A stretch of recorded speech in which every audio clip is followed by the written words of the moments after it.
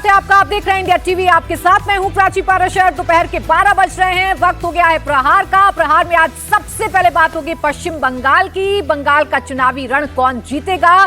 क्या इस बार पश्चिम बंगाल में पहली बार बीजेपी की सरकार बनेगी या ममता बनर्जी जीत का रिकॉर्ड तोड़ेंगी? बंगाल विजय को लेकर बीजेपी की क्या है तैयारी? पहले फेज से पहले बंगाल में कहां-कहां हिंसा हुई, ये सब आपको बताऊंगी। लेकिन उससे पहले इस वक्त की बड़ी खबर, पश्चिम बंगाल में पहले फेज की वोटिंग का काउंटडाउन शुरू हो गया है। अब से 19 घंटे बाद पश्चिम बंगाल की 152 सीटों पर वोट डाले जाएंगे। पहले फेज में जहां-जहां वोटिंग होनी है वहां सुरक्षा कड़ी कर दी गई है। चुनाव में गड़बड़ी और हिंसा को रोकने के लिए इलेक्शन कमीशन ने 2000 से ज्यादा केंद्रीय बलों की तैनाती की है। चुनाव आयोग ने मुर्शिदाबाद और मालदा सहित 7 जिलों को अति संवेदनशील मानते हुए वहां विशेष सुरक्षा स्कैनर और क्विक रिस्पांस टीम को भी तैनात किया है। पहले चरण के लिए 20 अप्रैल से ही राज्य में शराब की बिक्री पर रोक लगा दी गई है। इस तरह 20 से 23 अप्रैल तक पूरे पश्चिम बंगाल में ड्राई डे घोषित कर दिया गया है। इसके साथ ही साथ 2 व्हीलर पर भी पाबंदी लगा दी गई है। ये सब कुछ एहतियातन किया गया है ताकि पश्चिम बंगाल के चुनाव हिंसा रहित हो और वोटर्स के मन से बह निकले और वो मतदान केंद्रों तक मतदान करने के लिए पहुंचे।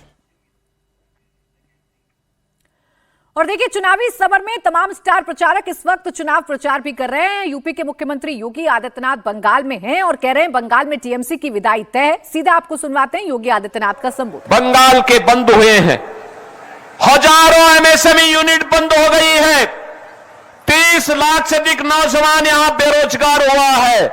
लेकिन टीएमसी है और वो ममता दीदी है कि किसी की सुनने वाली नहीं है। उनके कानों में जो नहीं रेंग रहा है। बुआ भतीजे दोनों बंगाल को पूरी तरह यहां के अस्तित्व को समाप्त करना चाहते हैं।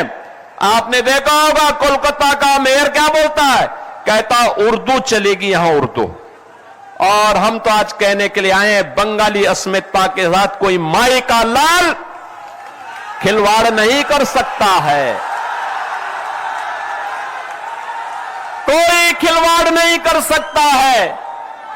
और इसके लिए जो आज कहते हैं, जो लोग टीएमसी के लोग बंगाली अस्मिता के साथ खिलवाड़ कर रहे हैं, उनको बताने की आवश्यकता है कि बंगाल की पहचान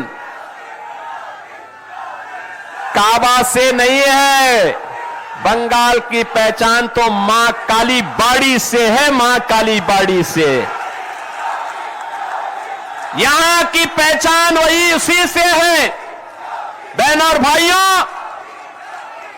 आप मुझे बताइए क्या हो रहा है बंगाल में? धड़ल्ले से गौहत्या होती है। भगवान राम के नाम से चिढ़ है ममता दीदी को। दुर्गा पूजा के समय परमिशन नहीं मिलती है, शोभा यात्रा निकालने पर प्रतिबंधित करती है। यहां पर दुर्गा पूजा के समय कर्फ्यू लगता है।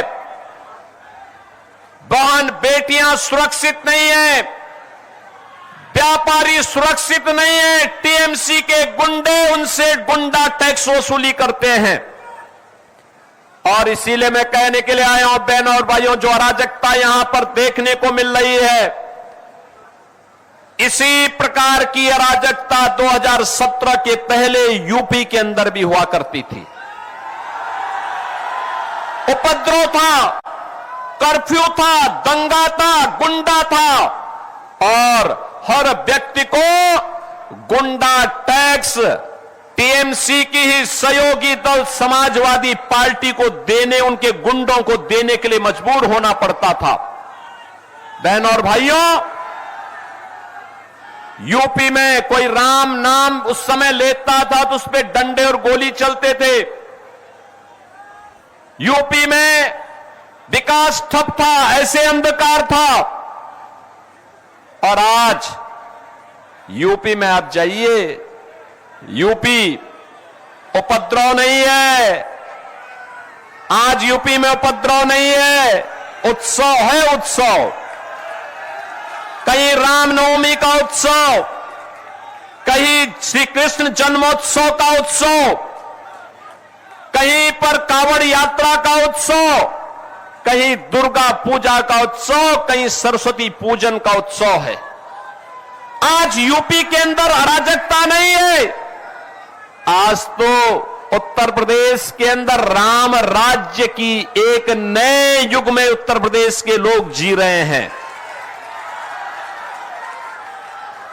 आज वहां पे कर्फ्यू नहीं है, दंगा भी नहीं है, नो कर्फ्यू नो दंगा, यूपी में है सब चंगा, यूपी में सब शांति है, माफिया समाप्त, गुंडा समाप्त, और माफिया और गुंडा वहां पर जो कहीं भी सिर उठाता है तो यूपी का बुलडोजर उनकी हड्डी पसली को उस हाईवे बनाने में उपयोग कर देता है। जितना भी वहां के माफियाओं ने कांग्रेस और समाजवादी पार्टी की सरकार के समय में सरकारी संपत्तियों पर कब्जा किया था, गरीबों की संपत्ति को, व्यापारियों की संपत्ति को कब्जा किया था, व्यापारियों की संपत्ति व्यापारियों को, गरीब की संपत्ति गरीब को, और सरकारी भूमि सरकार को, और माफिया के द्वारा स्वयं अर्जित की गई भूमि पर फिर गरीबों के लिए आवास बनाने का काम यूपी के अंदर हुआ है। अब वहां पे कोई गौ हत्या नहीं करता है। उत्तर प्रदेश में एक ही उद्घोष है, न गौ माता को कटने देंगे और न ही हिंदुओं को बंटने देंगे। बहन और भाइयों, आज उत्तर प्रदेश राम राज्य के नए युग में जा रहा है। आप जाइए अयोध्या में, आप जाइए मथुरा वृंदावन में, आप जाइए काशी में, और आपने देखा होगा गत वर्ष प्रयागराज महाकुंभ में पूरी दुनिया आई थी। ये है भारत की विरासत के प्रति सम्मान का भाव, और ये तभी होता है जब डबल इंजन की भाजपा की सरकार होती है। याद करिए, हमने अयोध्या को, काशी को, मथुरा को, प्रयागराज को संवारा है, सजाया है, और बंगाल में गुरुदेव रविंद्रनाथ ठाकुर के पैतृक पुश्तैनी प्रॉपर्टी पर टीएमसी के गुंडे कब्जा कर रहे हैं। यूपी में कोई कब्जा नहीं कर सकता।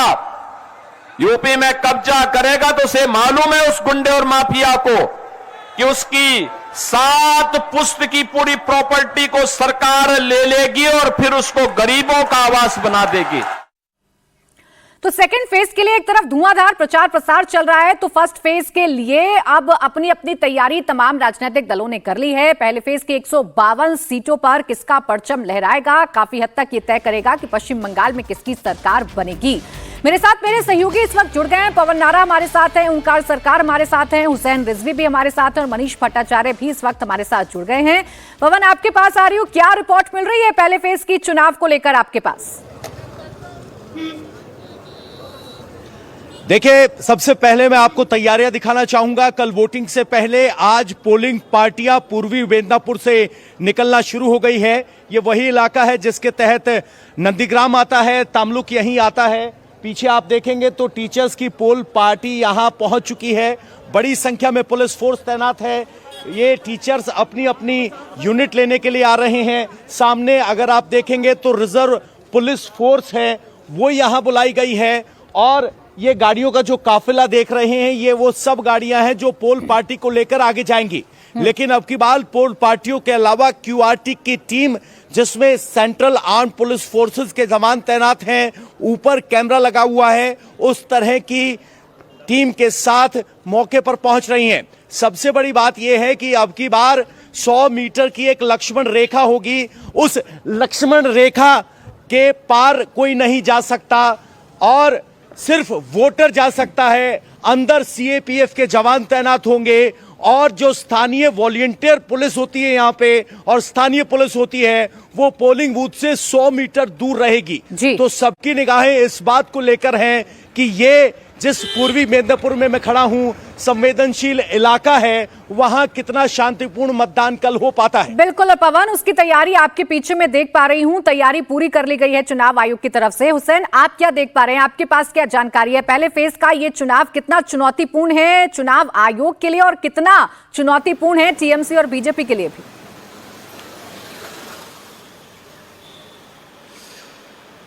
प्राची, देखिए पहले चरण में वो सीटें आती हैं जिन्हें चुनाव आयोग ने जो है संवेदनशील माना है, जिसमें मालदा की सीटें हैं, जिसमें मुर्शिदाबाद की सीटें हैं, जिसमें उत्तर दिनाजपुर की सीटें आती हैं।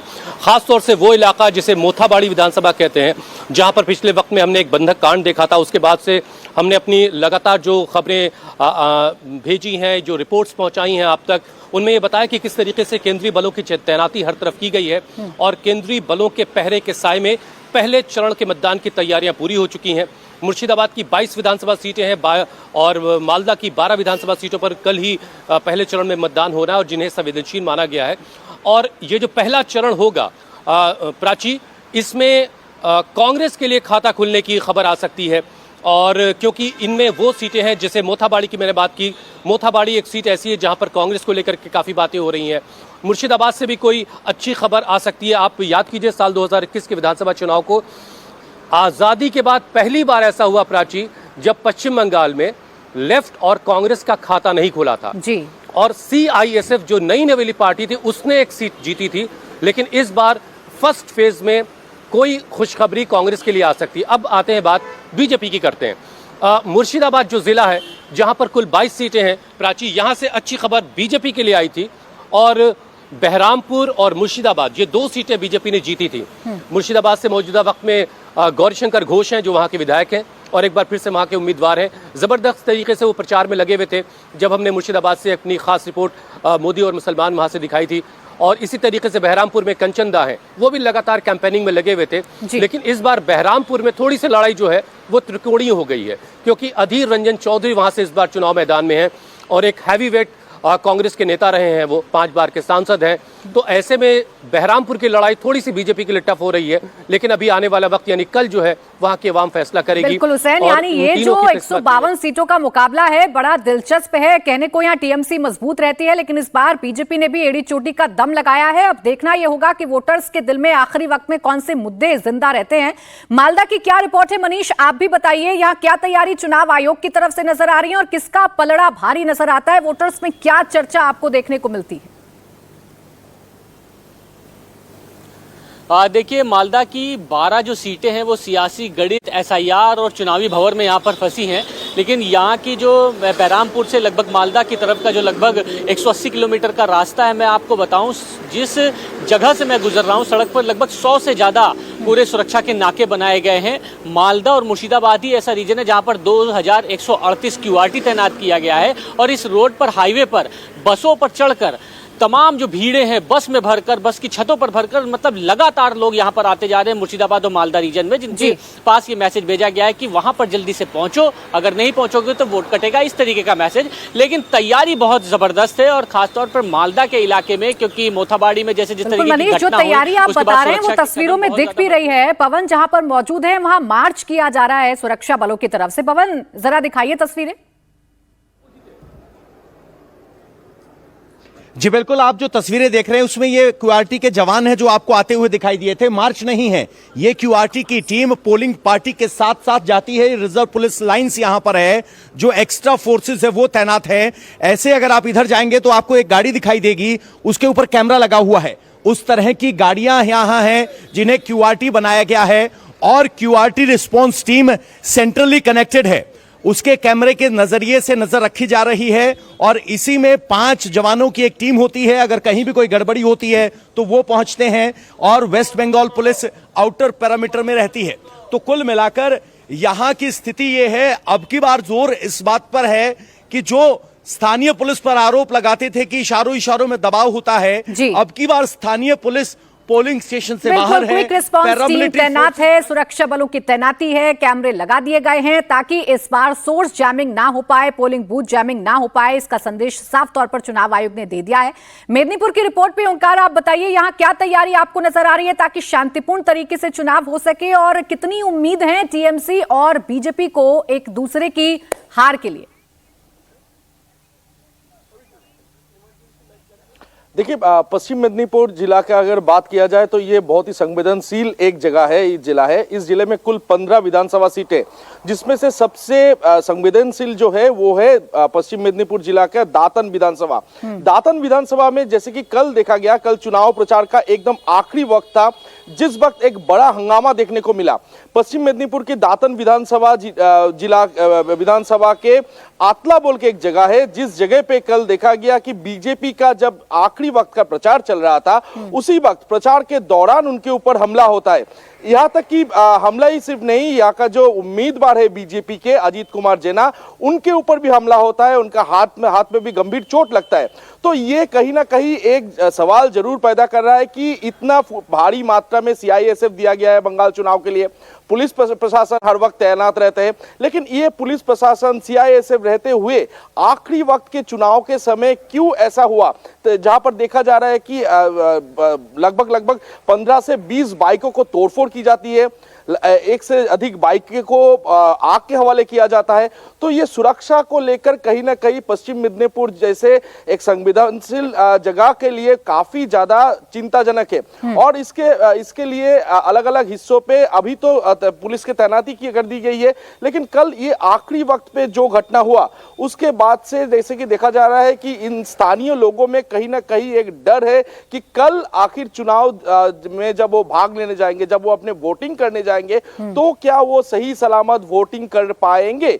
यही सवाल फिलहाल जो आम जनता है उनके ऊपर है, क्योंकि हालांकि ऐसे कि देखा जा रहा है कि हर बिल्कुल ओंकार, और इसी सवाल को समझते हुए चुनाव आयोग ने तैयारी की है और बार बार यही बताया जा रहा है कि इस बार जनता के मन के अंदर से भय को मिटाया जाएगा, डर को मिटाया जाएगा। इसलिए इतनी बड़ी संख्या में सुरक्षा बलों की तैनाती की गई है, जिस पर टीएमसी आग बबूला भी है। एक बार फिर से नंदीग्राम की तस्वीर दिखाएंगे। पवन के पीछे काफी हलचल हमें देखने को मिल रही है, पोलिंग पार्टियां बस्ते लेकर पहुंच रही हैं। पवन, दिखाइए जरा तस्वीरें। बिल्कुल, आपको सबसे पहले सिलसिलेवार तरीके से बता दें, इस वक्त हम पूर्वी मेदिनीपुर के तामलुक इलाके में है, जो डिस्ट्रिक्ट हेडक्वार्टर है। यहां अगर आप पोस्टर देखेंगे तो कोलाघाट टू हल्दिया हाईवे का नक्शा बनाया है, और यहां जितनी भी पोलिंग कंस्टिट्यूएंसी आती है, 211, 207, 206, वो सब मैप दिया गया है। अगर आप आगे बढ़ेंगे तो यहां जो टीचर्स हैं वो अपनी यूनिट लेने के लिए पहुंच रहे हैं, मतलब वीवीपैट और पोलिंग मशीन।